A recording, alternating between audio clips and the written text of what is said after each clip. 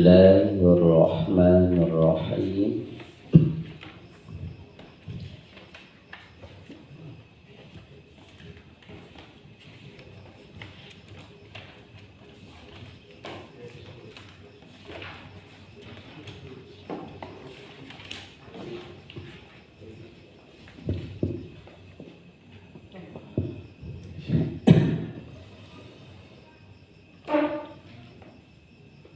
Hadis yang pertama dari bab taubah dalam kitab Riyadhus Shalihin karya Imam An-Nawawi.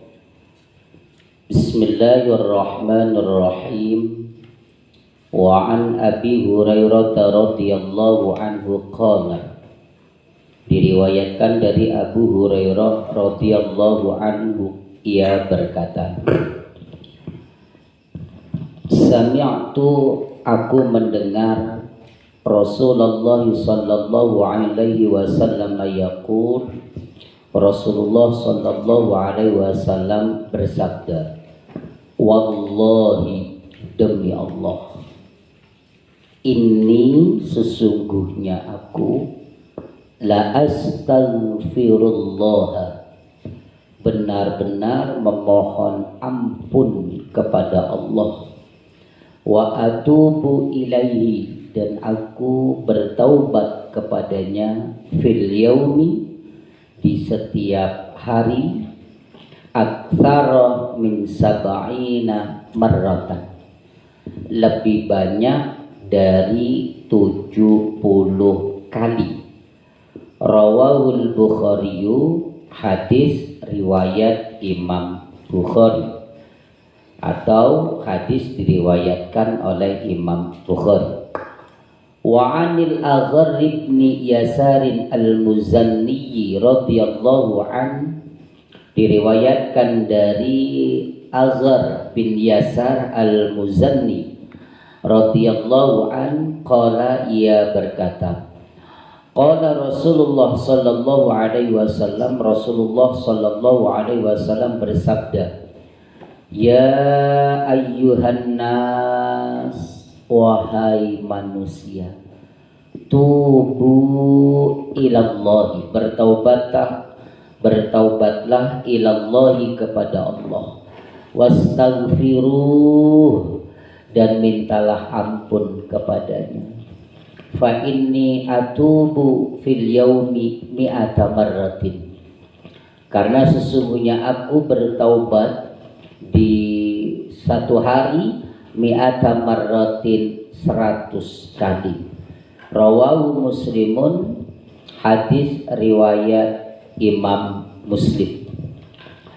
Wa an Abi Hamzah Anas bin Malik al-Ansari khadimi Rasulillah sallallahu alaihi wasallam, diriwayatkan dari Abi Hamzah, yakni Anas bin Malik al-Ansari, khadimi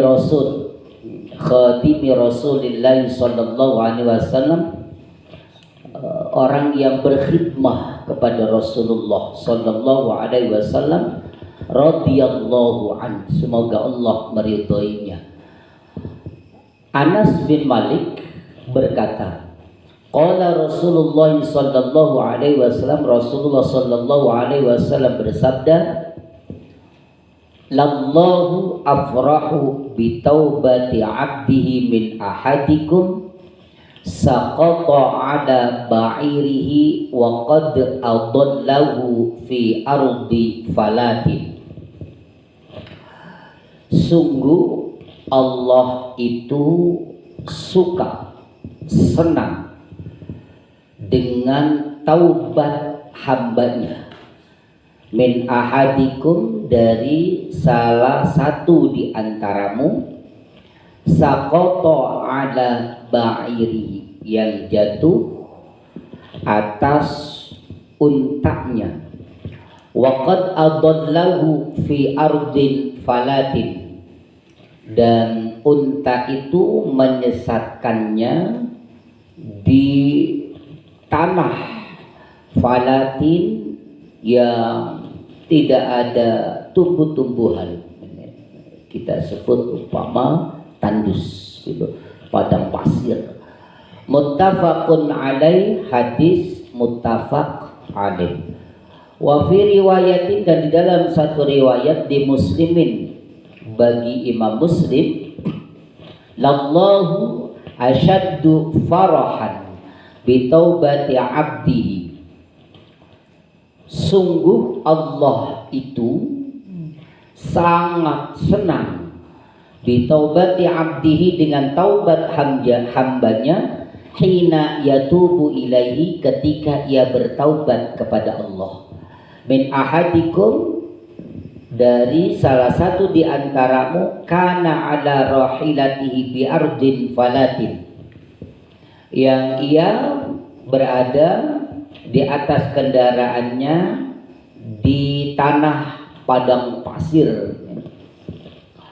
Fan falatat minhu, kendaraannya itu terlepas darinya. Wa 'alaiha ta'amuhu, dan di atas kendaraan itu ada makanannya. Wa syarabuhu, dan minumannya.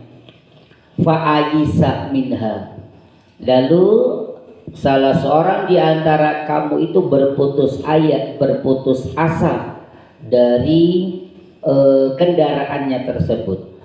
Fa'ata syajaratan, lalu ia mendatangi satu pohon. Fabtoja'a, lalu ia tiduran. Fi dhilliha, di dalam naungan bayang-bayang syajarah. Wa qad aisa min rahilati, dan sungguh ia putus asa tentang kendaraannya. Fa bainama, maka pada waktu itu, huwa kadzalika, ia dalam keadaan seperti itu, id huwa biha qa'imatan indahu, qa'imatun indahu, dan ternyata rohilahnya itu atau kendaraannya itu ada di sampingnya berdiri. Wah. Fa akhadha bi khitabiha, lalu salah satu orang itu langsung mengambil kendalinya. Summa qala, kemudian ia berkata, min syiddatil farhi, dari atau disebabkan sangat senangnya, Allahumma anta abdi, ya Allah engkau budakku. Nah ini saking beratnya sabkul lisan. Wong mau ngomong anak abdi, anta Robbi gitu ya. Ini kebalik saking senengnya. Allahumma ya Allah anta abdi, engkau itu budakku. Waduh. Wa ana rabbuka, dan aku ini Tuhanmu. Akhta'a, ia melakukan kesalahan, min syiddatil farhi,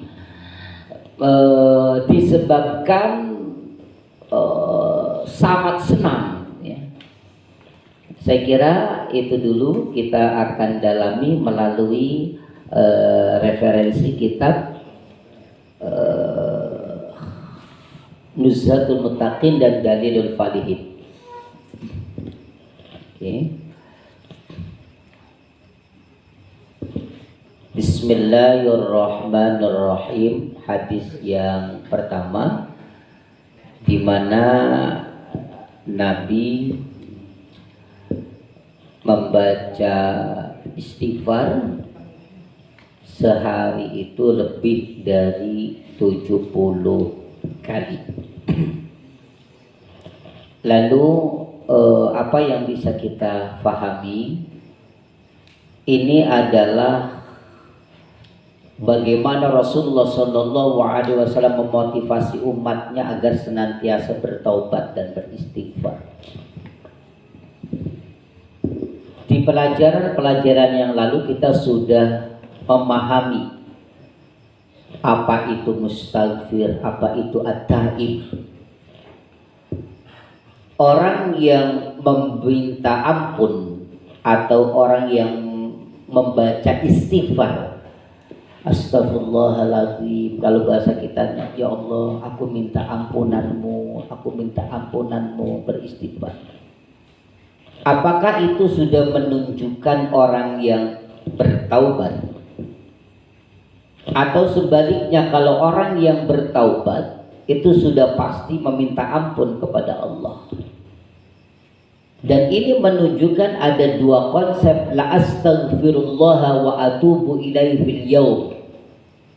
Ada kalimat memohon ampun dan ada kalimat bertaubat. Ini berarti memberikan satu pelajaran bagi kita bahwa kalau kita betul-betul taubat, itu berarti sudah pasti kita akan meminta ampun. Tapi kalau orang yang meminta ampun, apakah sudah masuk kategorinya orang yang bertaubat? Kalau memang dia betul-betul memohon ampunnya dengan persyaratan yang sudah kita bahas dalam pertemuan yang lalu terkait dengan hak Allah, bagaimana cara bertaubatnya, lalu bagaimana kalau berhubungan dengan hak adami, ditambah satu syarat lagi, maka itulah yang disebut taubat. Jadi kalau dia memohon ampunnya memenuhi kriteria-kriteria pertaubatan itu, maka jelas orang yang beristighfar itu betul-betul masuk kategori bertaubat. Artinya dilihat dari pelakunya. Tidak semua orang yang beristighfar itu kemudian bertaubat kepada Allah. Kalau istighfar kemudian diulang lagi, istighfar diulang lagi gitu ya. Jadi itu tidak sampai pada at-taib gitu. Atau sakleknya belum sampai pada taubatan nasuha gitu ya. Taubat yang sesungguhnya. Diulang sekali lagi, hadis ini memotivasi umat agar senantiasa bertaubat dan beristighfar. Dari mana motivasinya? Wong Nabi saja yang tidak ada dosanya terjaga. Nabi itu khairul khalaiq, orang yang paling baik seluruh makhluk. Dan Allah sudah memberikan satu lisensi pengampunan, mau yang sudah ataupun yang belum. Kesalahan yang dilakukan oleh Rasulullah sudah hak spesialis Rasul, sudah diampuni. Begitu Rasul yang dahsyatnya, yang hebatnya sedemikian, beristighfar satu hari itu lebih dari 70 kali. Orang kita habis sholat, astaghfirullahaladzim alladzi la ilaha illa huwal hayyul qayyum wa atubu ilaihi, astaghfirullahaladzim alladzi la ilaha illa huwal hayyul qayyum wa atubu ilaihi 3 kali. Jumlah sholat kita sehari semalam 5 waktu. Baca istighfarnya cuma 3 kali setiap sholatnya, kali 5 15, sombong amat kita ini. Begitu Nabi yang dahsyatnya luar biasa, sudah ada lisensi pengampunan Allah, itu lebih membaca istighfarnya sehari itu dari 70 kali. Insyaallah kajian tentang istighfar akan didalami di kitab Khazinatul Asrar. Berarti kajian asal gitu ya. Kemudian hadis yang kedua yang bersumber dari Al-Aghar bin Yasar Al-Muzanni gitu. Ini ma'a ma qablahu anna al-matlub kathratul istighfar wal musara'ah ila taubati wa ma dzukira fi hadzal hadits walladzi qablahu min al-'adad la yaqsud bihi tahdid wa innama al-maqsud bihi al-kathrah. Hadis ini dengan hadis sebelumnya, kalau hadis ini kan Rasul itu beristighfar, bertaubat sehari itu 100 kali.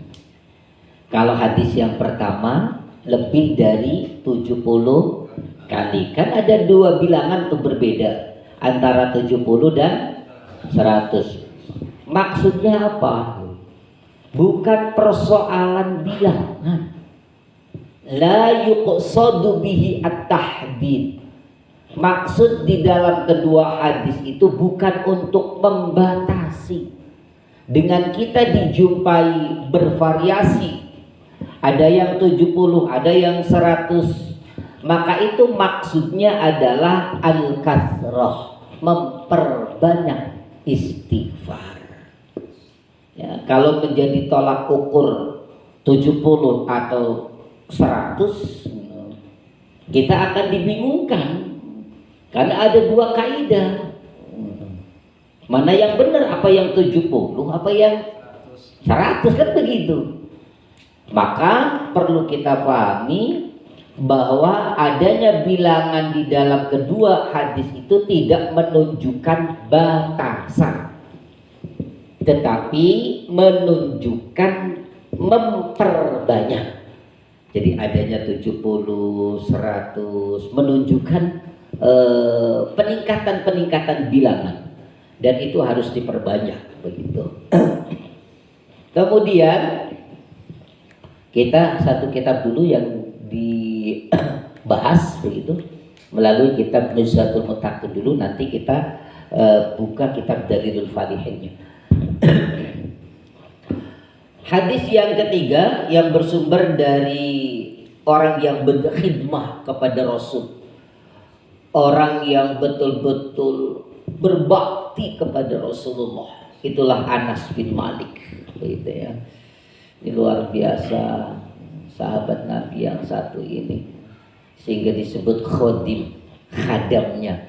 Awas tuh mentang-mentang ngomong khadam, wah khadamnya gede berarti ya.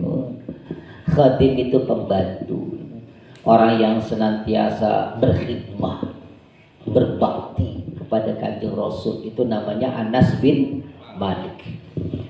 Menyampaikan sabda Nabi sallallahu alaihi wasallam, "Lallahu afrahu bi taubati 'abdihi min ahadikum saqata 'ala ba'irihi wa qad adallahu fi ardin falatin." Allah itu sangat senang. Allah itu gembira dengan taubat hambanya. Jangan kita berputus asa. Ya Allah, saya ini banyak dosa yang diulang-ulang. Kayaknya saya tidak akan diampuni, ya Allah. Jangan berputus asa. Orang yang kembali kepada Allah, Allah itu senang, Allah itu gembira ada hambanya kembali kepadanya. Jangan kita kecilkan, jangan kita sok suci, gitu kan. Mana nih nggak nongol-nongol ngaji udah lama, gitu. Masih hidup loh. Aduh Gusti Allah, gitu.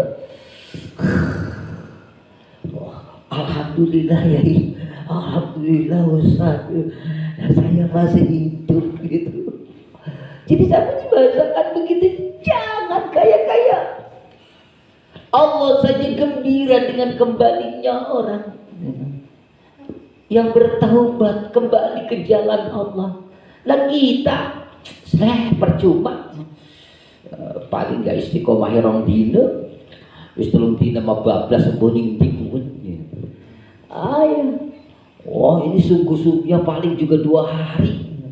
Lebih dari 2 hari bablas, sampai 1 minggu nggak kelihatan gitu. Lalu nongol lagi. Jangan pernah kita mendiskriminasi orang. Hak Allah memberikan pengampunan. Nabi Musa ditegur.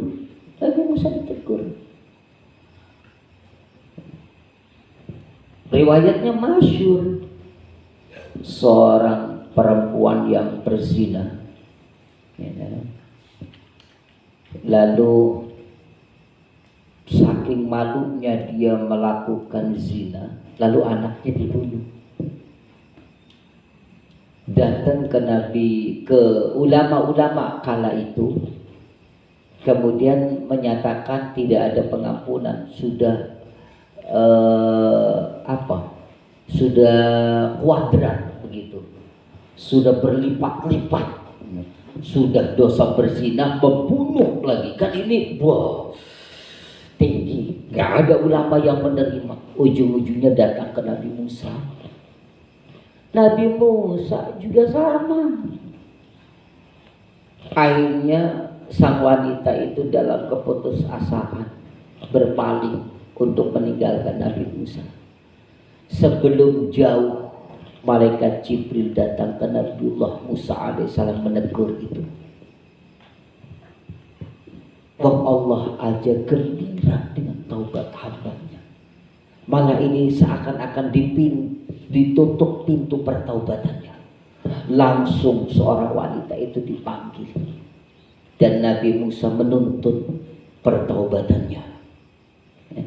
Jadi jangan kita negative thinking dengan orang yang punya tato banyak terus ikut ngaji, waduh ini preman gitu. Preman sadar, jangan-jangan besok gitu ngacak-ngacak pasar lagi gitu kan. Gak usah. Nah, ya, Allah saja senang, Allah gembira. Lagi tak, ya Allah, melebihi Tuhan, melebihi Allah. Itu memandang seseorang itu kayak rendah. Titik. Ya, jamaah Arisalah. Jangan pernah memandang orang yang berbuat dosa itu seakan-akan di bawah statusnya dari diri kita. Itu sudah berbangga diri, ujub, sudah punya penyakit hati. Kalau hati sudah ada penyakit, jangan harap hatinya ada cahaya. Karena dosa itu noda hitam. Semakin dia bertambah dosanya, noda-noda itu akan semakin banyak. Akhirnya hati itu menjadi hitam. Hati-hati. Min ahadikum saqata ala ba'irihi wa qad adallahu fi ardin falatin. Seseorang itu jatuh gitu, lagi mengendarai unta, lalu ditinggalkan oleh untanya itu di padang pasir. Orang yang seperti itu begitu.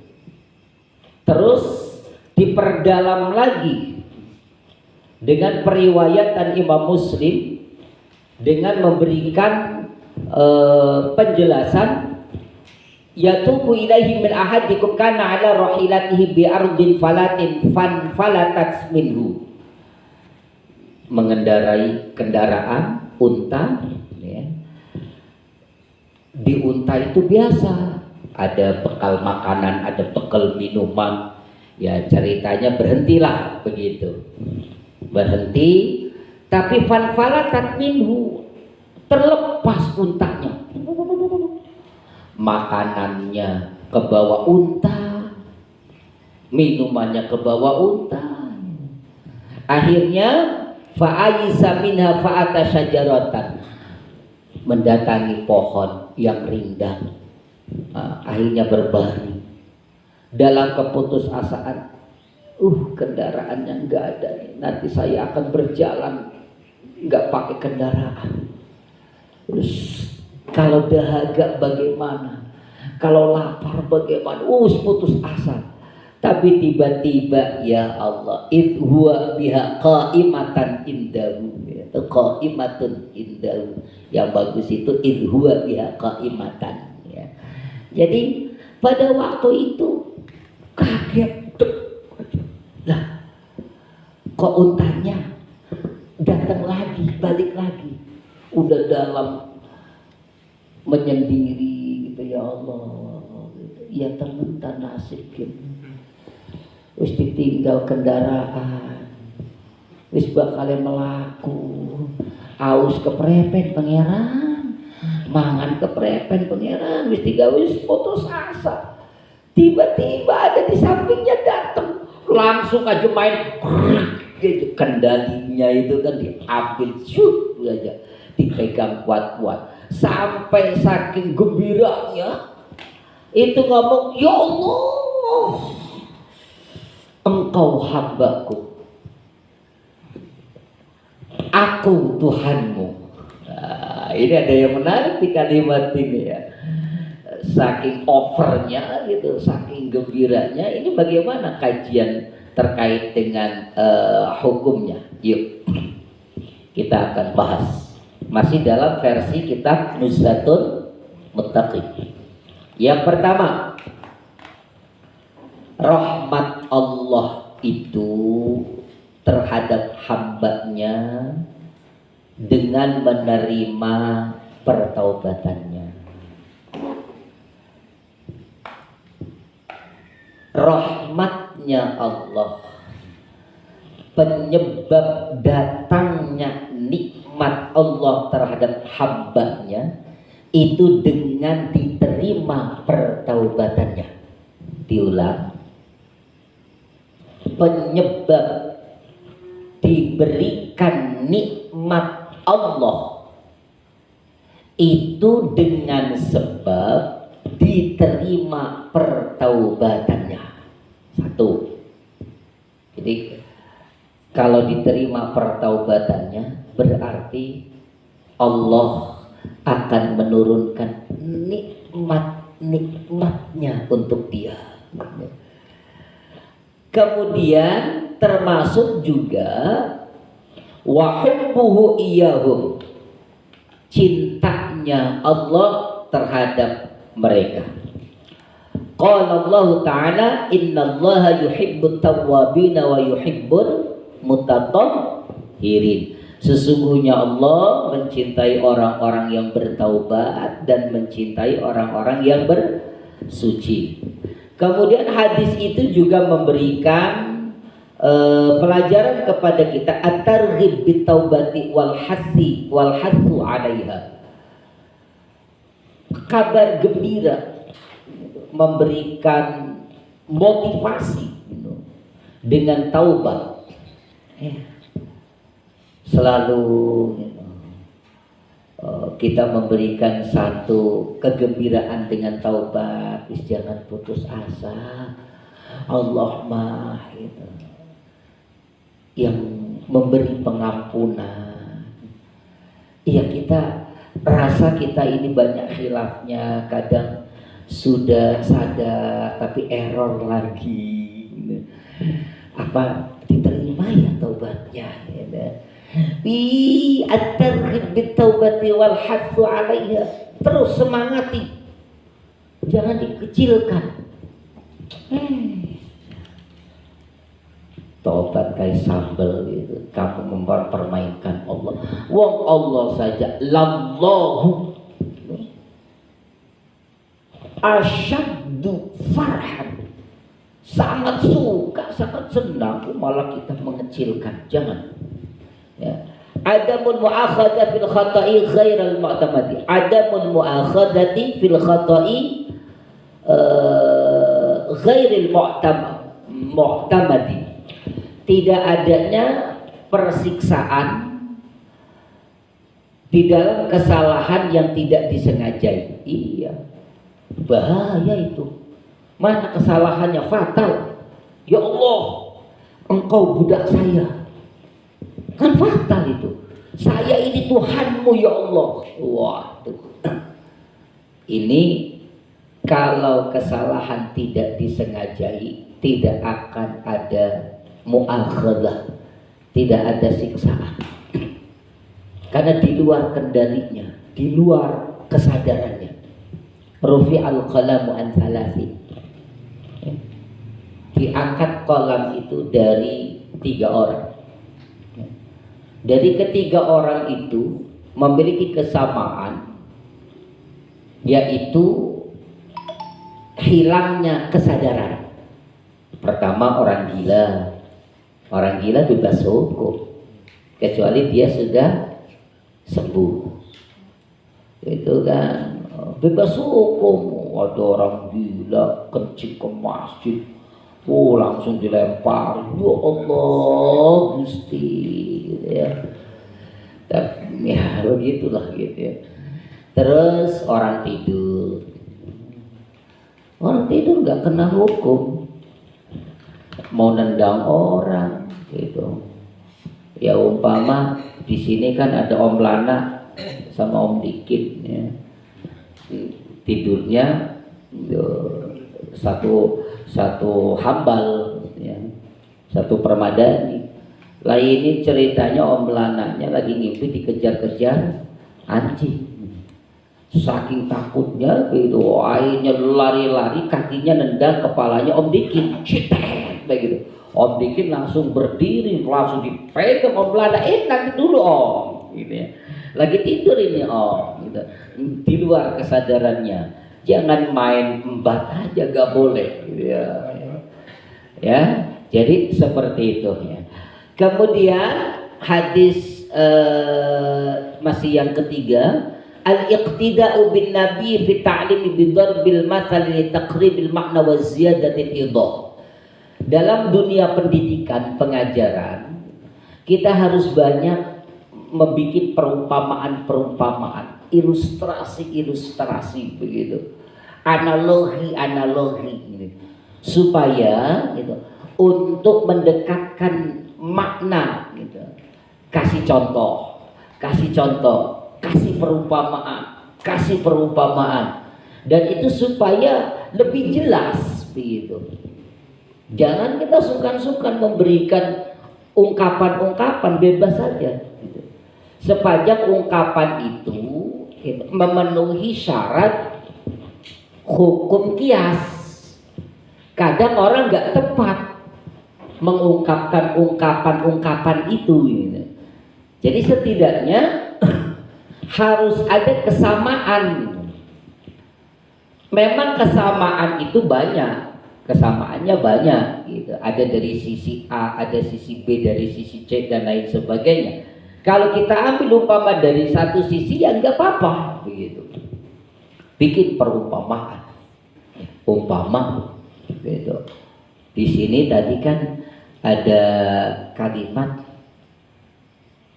senangnya Allah itu kayak apa sih gitu. Ibarat gitu, kayak kita kehilangan, tapi awas nih, ranahnya akan masuk ke ilmu tauhid. Digambarkan seseorang mengendarai unta, semua perbekalannya dibawa, ditaruh di unta, lalu tiba waktunya di hutan belantara. Kalau hutan belantara mah banyak makanan, padang pasir ya. Di padang pasir yang tidak ada makanan, ternyata kendaraan untanya itu meninggalkan dia. Tiba-tiba dalam keputusasaan datang. Gak apa-apa difilosofikan seperti itu, tetapi hati-hati begitu. Jangan sampai kita salah menggunakan ungkapan-ungkapan. Pertama, membahasakan senangnya Allah itu kita kan susah. Seperti apa sih Allah itu senangnya begitu? Wis kayak kenen deh, kayak gitu nunggu. Wis lagi putus asa pengiran, kita nikin bakal nyeker, kita nikin bakal pelaku, aduh perbekalan ada 3 pemani karo onta. Wis lagi ngelamun ning sorwiwita, tiba-tiba ontane teka maning karo makanan segala macam masih utuh, kayak mengkonon beragi. Bukan berarti itu menggambarkan Allah rasa seperti itu, tidak. Ini namanya majaz, namanya isti'arah. meminjam istilah bahasa manusia, karena kita akan susah membahasakan senangnya Allah itu ya kayak apa gitu. Apa dicikrakan gitu apa konon. Ya udah, senangnya kayak begitu. Kita saja kalau begini-begini, wah itu senang. Allah itu sangat senang. Sangat senang sekali, melebihi daripada itu.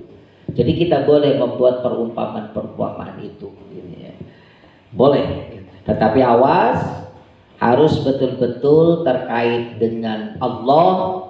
Ada penisbatan yang itu merupakan kesempurnaan. Jangan sampai menciderai kesempurnaan Allah. Hati-hati. Kemudian dalam hadis itu juga ada ungkapan sumpah-sumpah gitu. Lallah, ya. Jadi pakai lam taukid. Sungguh Allah itu berarti boleh kita menggunakan sumpah untuk memberikan penguatan terhadap sesuatu yang ada faidah dan maslahatnya. Boleh kita bersumpah gitu. Demi Allah, saya sudah belajar konstruksi pembangunan dari mulai model A, B, C, D gitu. Dan saya udah diuji itu, sudah menjalani riset, bahkan sudah diobservasi. Nah ini begini. Wah, demi Allah, boleh begitu ya, untuk memberikan pengukuhan terhadap sesuatu yang berfaedah dan itu ada kandungan maslahatnya. Baik, demikian kajian kitab Riyadhus Shalihin ini ya.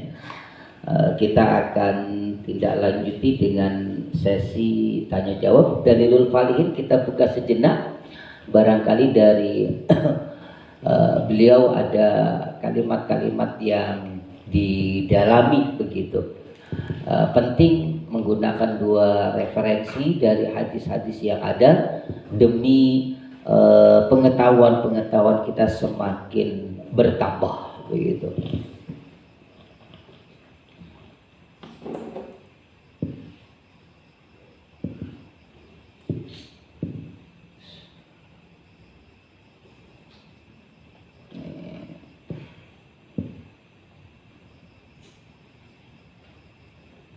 Kita akan masuk ke hadis yang pertama terkait dengan bilangan ya.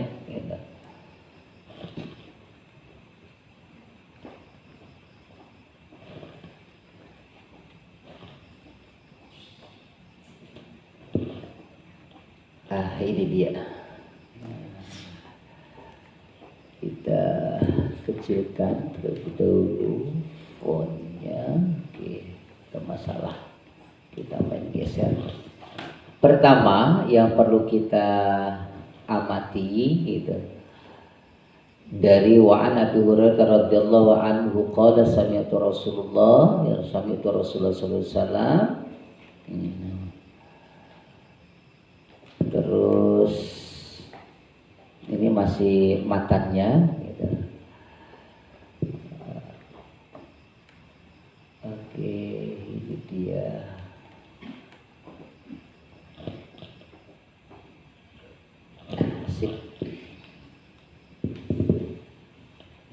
Sejenak ini ukuran ini besaran atau ini untuk kecilin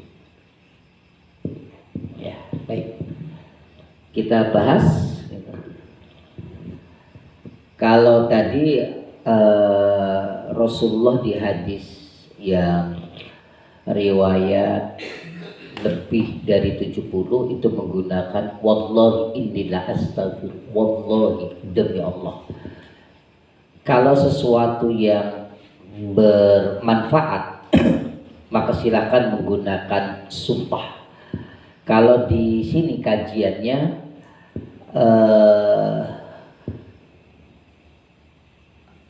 nadbul khalqi li ta'kidil amri wa taqwiyatuhu li yubadiru ila tisyani bidzalika. Fihi nadbul khalqi. Di dalam kalimat wallahi Itu berarti ada kesunahan untuk makhluk, untuk kita sebagai manusia, ditakidil amri, untuk memperkuat satu peristiwa, mengukuhkan. Maksudnya apa? Liyubadiru adal isyani bidzalik. Menggunakan kalimat sumpah itu agar orang itu bersegera mendatangi beristighfar. Wong Nabi wallahian gitu. Malah kita enak-enak cuma 3 kali istighfarnya. Kita enak-enakan bertaubatnya itu kurang gitu. Dari 70 kali. Jadi maksudnya itu, dengan adanya sumpah liubadiru ilal isyani bidzalik. Segera kita melakukan apa yang disumpahkan atau jawab qasamnya, begitu inti dari beritanya. Kemudian inni la astaghfirullah ay atubu minhu maghfiratan taliqu bi maqami al mubarra'i an kulli wismati dzambin au mukhalafatin walau sahwan wa qabla nubuwah. Wah, lebih hebat lagi. Sesungguhnya aku meminta ampunan kepada Allah. Maksudnya gini, pengampunan itu yang layak dengan makom aku, di mana aku ini sudah dibebaskan dari wismah, dari musmah, penyebab dosa, sudah dijauhkan, atau sesuatu yang menentang, meskipun itu lalai, bahkan sebelum kenabian. Waduh, iya, saya sebelum jadi nabi sudah ada dispensasi dari Allah. Sebelum kenabian. Kalau toh kemudian lupa, itu sudah dibebaskan. Tetap aku memohon ampun kepada Allah dan bertaubat kepadanya tidak kurang atau lebih dari 70 ya. Baik, saya kira tidak banyak perbedaan kalau kemudian kita dalami juga begitu. Ini waktunya sudah larut begitu ya. Saya kira cukup dengan referensi kitab Nuzhatul Muttaqin gitu ya, untuk memberikan penjelasan ketiga hadis tersebut ya. Baik, wallahu a'lamu bishawab. Sallallahu alaihi wasallam Muhammad wa ala alihi wasallam. Baik, silakan dibuka sesi tanya jawab. Ya. Barangkali ada pertanyaan-pertanyaan. Silakan sambil ditek aja.